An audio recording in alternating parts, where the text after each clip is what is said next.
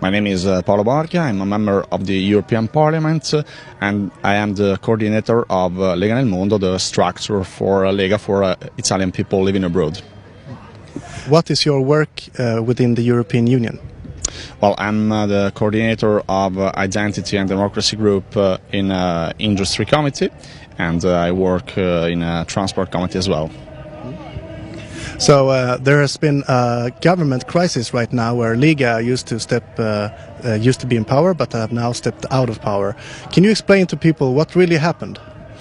Starting from the birth of this government, Five-Star Movement lost half of his vote.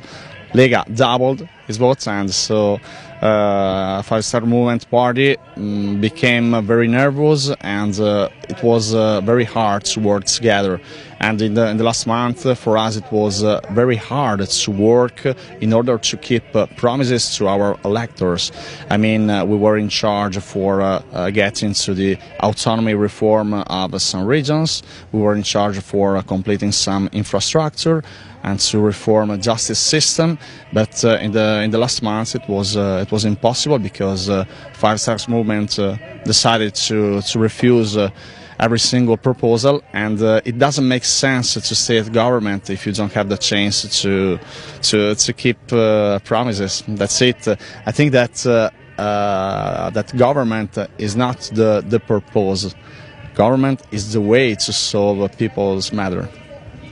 But the popularity of Lega has fallen drastically since this happened. I read it was around 40% in the beginning, and now it's down to 32%. Was it the right decision to do you think? Yes, in my opinion it was the right decision. The matter is that we should try to explain it in a very clear way to people. Because on the other hand, well, Italian press was not very clear on these topics, but I think that in the next weeks polls will become to be very positive for Lega. I've heard that the Five-Star Movement has coalesced with the Democratic Party and that they have gotten support from the European Central Bank. Can you confirm this? Yes, well, no words. I can't understand how you can, for example, run a campaign for European elections and be very critical towards the European Union, to have an alliance with Mr. Farage, and then 5 years later decide to be a part of the establishment. So no, I don't have comments on Five-Star Movement's behavior. I think that their electors are not very happy for this solution. So what is the range of independency for Italy now? As far as I understood, you have your economic politics is run pretty much from Brussels. Is that correct? Yes, is that correct? Center Democratic Party is trying to tell us that Mr. Gentiloni appointment to commissioner will be very important for Italy, but I think that he will need to listen to Mr. Dombrovskis's position, and so it will be a commissioner with a very weak mandate, because a very weak mandate is the same thing that impact on Mrs. von der Leyen as president of the Commission. So what is your hope for Italy in the future?